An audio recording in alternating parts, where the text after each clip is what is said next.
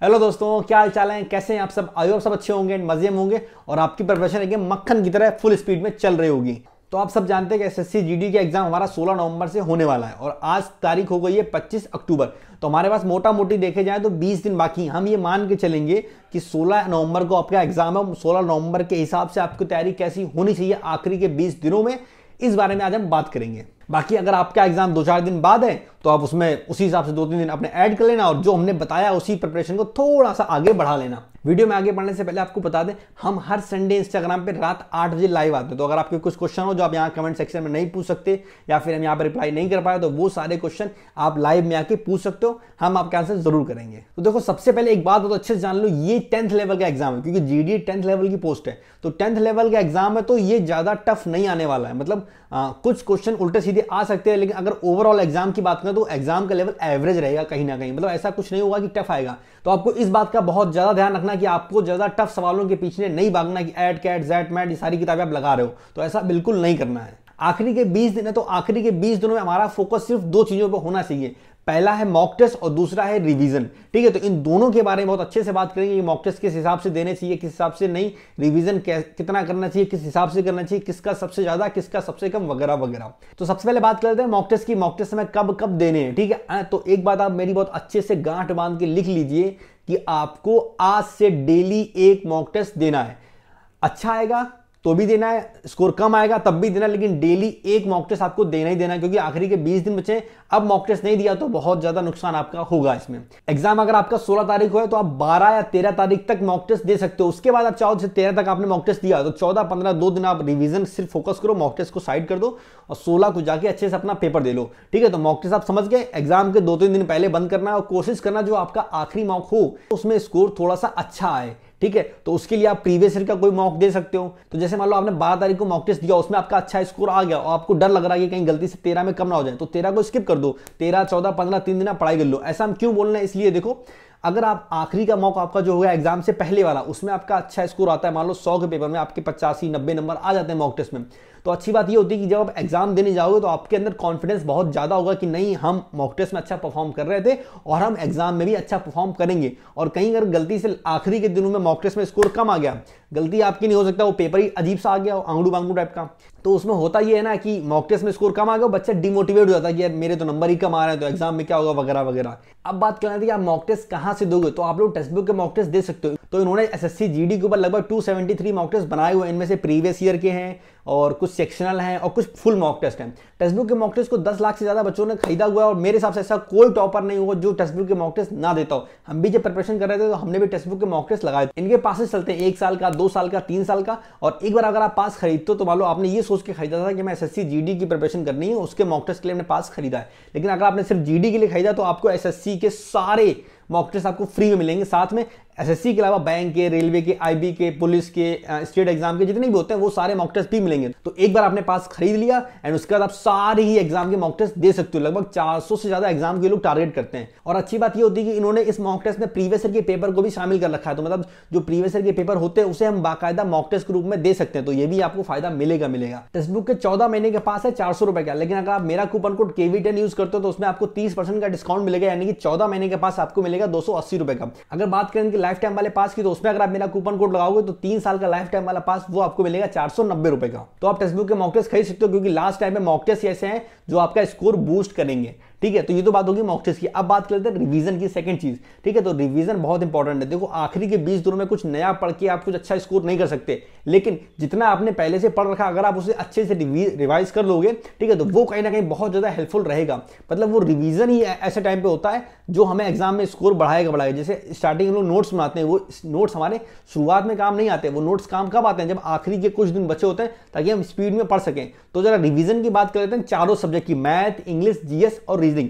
अच्छा हाँ, एक चीज और, मॉक टेस्ट की बात आपको बता दें। देखो, इसे एसएससी सीजीएल या सीएचएसएल से कंपेयर बिल्कुल मत करना। क्यों, रीजन दे रहे हैं। देखो, वहां पे टाइमिंग होती है 100 सवाल वहां भी होते हैं, 100 सवाल यहां भी है, लेकिन वहां टाइमिंग होती है 60 मिनट की, लेकिन यहां टाइमिंग है 90 मिनट की, 30 मिनट ज्यादा है। तो मॉक टेस्ट अगर आप दे रहे हो तो बहुत आराम से टाइम लगा के दो, कोई जल्दी नहीं, क्योंकि आपके पास काफी सारा टाइम है। बात करते हैं रिवीजन की। तो रिवीजन में सबसे पहले बात कर लेते हैं रीजनिंग की, क्योंकि रीजनिंग सबसे आसान है और यहां आपको बिल्कुल भी चूकना नहीं है। ठीक है, तो देखो रीजनिंग में करना कैसे। तो देखो, डेली आप मॉक टेस्ट लगा रहे हो तो उस मॉक मॉक टेस्ट में आपके रीजनिंग के सवाल भी आ रहे होंगे डेली 25-25, ठीक है, तो आपने 25 सवाल लगाए, तो जो उसे एनालिसिस करोगे तो उसमें आपको पता चल जाएगा कि कितने सवाल मेरे सही हुए, कितने गलत हुए, कितने हमें नहीं आते थे, ठीक है। तो जो टॉपिक आपको बिल्कुल नहीं आता, आपको डेली बस वो आधा घंटा 45 मिनट जितना टाइम आपके पास हो उस हिसाब से आपको डेली टॉपिक पढ़ना है, बस ऐसे काम करना है। अगर आपको आता है तो रिवाइज करने की जरूरत है तो भी ठीक है, लेकिन अगर नहीं भी आता तो आखिरी के 20 दिन में रीजनिंग को आराम से कवर किया जा सकता है, ऐसी कोई दिक्कत वाली बात नहीं है। अगर आपने एक बार रीजनिंग को अच्छे से कवर कर लिया तो वो बहुत अच्छी बात है, क्योंकि वो 25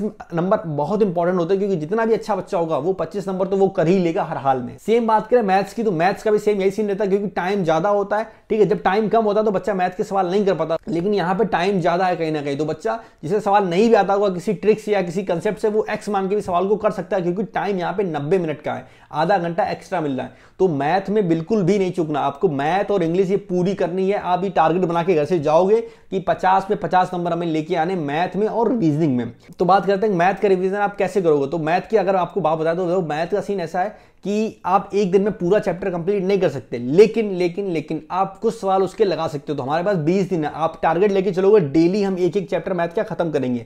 आज हम परसेंटेज पढ़ेंगे, अगले दिन हम प्रॉफिट लॉस पढ़ेंगे, उसके बाद हम डिस्काउंट पढ़ेंगे, उसके बाद एसआई, उसके बाद सीआई, ऐसे करके डेली एक एक चैप्टर पढ़ना है, ठीक है। अगर एडवांस मैथ की बात करो तो एडवांस मैथ इसमें आती नहीं है, लेकिन एडवांस मैथ में सिर्फ मेंसुरेशन है, जिसके 1-2 सवाल दिखाई पड़ते हैं एग्जाम में, ठीक है। तो आपको ये बहुत अच्छे से करना है और डेली एक एक चैप्टर आपको खत्म करना है।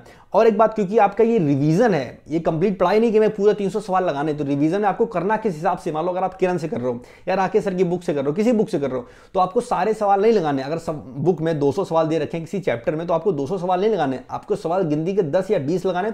बाकी सवालों को आपको मन में सॉल्व करना है, पूरा सवाल सॉल्व भी नहीं करना, आपको सॉल्व इतना करना है कि आपको समझ में आ जाए कि इस सवाल में कंसेप्ट कौन सा लगा, या फिर ये करना है। इसके अलावा कुछ सवाल ऐसे होंगे जो आपको लगेगा कि अच्छे हैं या इस टाइप का एक सवाल कर लेते हैं, तो एक सवाल को कॉपी पे कर लो। ऐसे करके आप डेली मैथ करोगे और आपकी मैथ कंप्लीट हो जाएगी, ठीक है। अब बात करते हैं इंग्लिश और हिंदी की। इंग्लिश हिंदी में आपको कैसे करना है, तो सबसे पहले बात कर लेते हैं इंग्लिश की।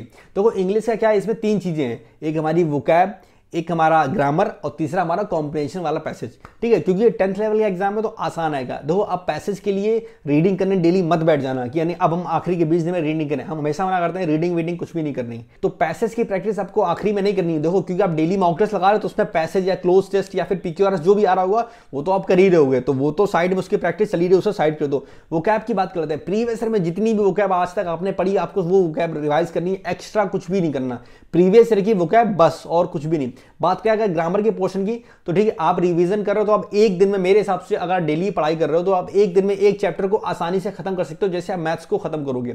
तो इंग्लिश में अगर आप नीतू मैम की बुक से कर रहे हो तो एक दिन आपको नाउन को देना है, फिर एक दिन प्रोनाउन को, एक दिन एडजेक्टिव को, एक दिन एडवर्ब को, ऐसे करके डेली आपको अपने कंसेप्ट क्लियर करने हैं एग्जांपल के साथ, प्लस उनकी एक्सरसाइज भी लगानी, क्योंकि आप रिवीजन कर रहे हो तो आप फास्ट भी कर सकते हो, या फिर आपने अगर नोट्स ना रखे तो उन नोट्स को भी रिवाइज कर सकते हो, और वोकैब आप करोगे प्रीवियस ईयर की। ये बात होगी इंग्लिश की। अगर बात करें हिंदी की, तो हिंदी आपने किस बुक से कर रखी है, उस बुक को आपको पूरा, हिंदी कैसा है ना, क्योंकि हिंदी जैसे जीएस है वैसे आपको रीडिंग करनी है। अगर आपने नोट्स बनाया तो आपको नोट्स से पढ़ना है, या फिर अगर नोट्स आपने नहीं बनाया बुक में टिक कर रखा है तो उसको डेली एक एक चैप्टर खत्म करना, जैसे हम इंग्लिश का खत्म कर रहे हैं सेम वैसे ही। वैसे जीडी की हिंदी आसान आती है, ऐसी कोई दिक्कत होती नहीं है, लेकिन फिर भी आपको बता दें जो भी नोट्स आपने बनाए हैं उनसे कंप्लीट करना। अब आखिरी समय में जाके बाजार से हिंदी के लिए कोई किताब खरीद मत लेना कि नहीं अब हम नई किताब ले लेते हैं उससे फायदा हो जाएगा, कोई फायदा नहीं है।